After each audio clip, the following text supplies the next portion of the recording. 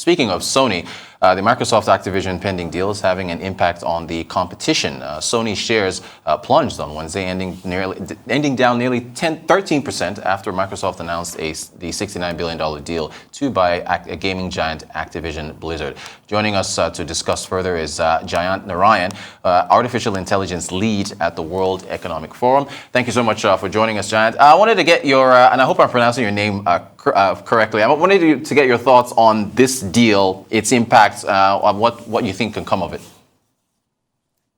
Thank you for having me. Yes, Jayant is absolutely correct. It's a big deal. And obviously, as you said, we are waiting for it to be finalized.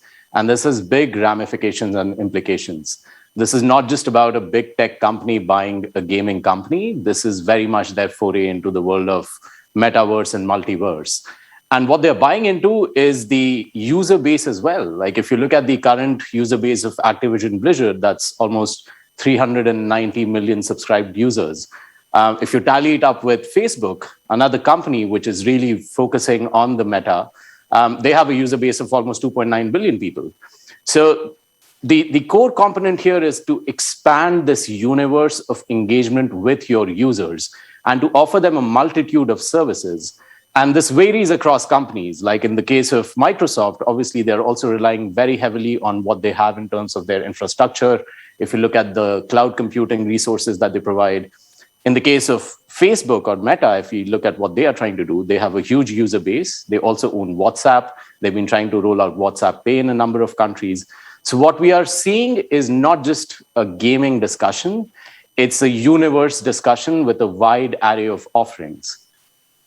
Thank you so much for that. So as far as artificial intelligence and gaming is concerned, those two worlds coming together, do you see this, I guess, spurring more deals? Is there more ground to cover, more of the same? Or more, can we expect that as 2022 rolls on?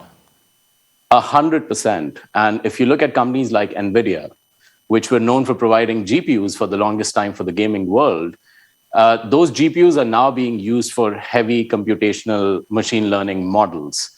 So this is very much going to be the space where these worlds are very well integrated and work closely together, especially in the world of gaming as well. Artificial intelligence and machine learning plays a very big role, especially the universe. Like if you're walking in a virtual universe as a gamer and the universe keeps expanding, there are new scenes which are added. And that's very much a role that AI and ML plays by generating these new scenarios. So in 2022, 2023, not just in the gaming world, but also outside, as I was saying, with companies like NVIDIA, we'll see the enhanced usage of these computing resources outside of gaming as well. And emerging markets, Jayant, are they in any? Because this is, of course, taking place in the United States. Microsoft is a United States company, so is Activision. What about emerging markets? Are they keying into this in any way at all? Yeah, that's a very good question, and thank you for asking that. So you're absolutely right. Most of this is being built out in the US. The emerging markets obviously provide the biggest user base to a number of these companies. But as I was saying, these multiverse environments that are being built out will also have a wide array of services attached to them. So you could be going online and buying your dresses. You could be wearing virtual reality glasses and could be trying your dresses virtually. So there is a role for emerging market players as well to provide these value additional services within the construct of the larger metaverse or multiverse environment. Not a lot of them, as you rightly said, would have the resources to really build out the whole environments themselves, but there's this plug and play opportunity. So definitely emerging markets should closely watch this space and look into it. And final question for you. Go ahead. Yes. Go ahead, John. Go on, please. Finish your point. Go ahead. Sorry. Just a 15-second caveat that I want to add is that it's not just about business investments here. There's larger ramifications for society, which governments, especially emerging markets, will also have to consider. The broadband and internet usage, the amount of hours that youngsters especially spend in these environments are also important considerations. Great stuff. My final question for you was on regulation. Is there any, I know you're more focused on the advancements in tech, but is there any way that we perhaps politics might get into this and the antitrust fears might prevent this deal from going through, going back to Microsoft and Activision? And regulation is very much on mind of everyone and the governments as well. You've seen China, in fact, imposing restrictions on the number of hours that young children can spend online.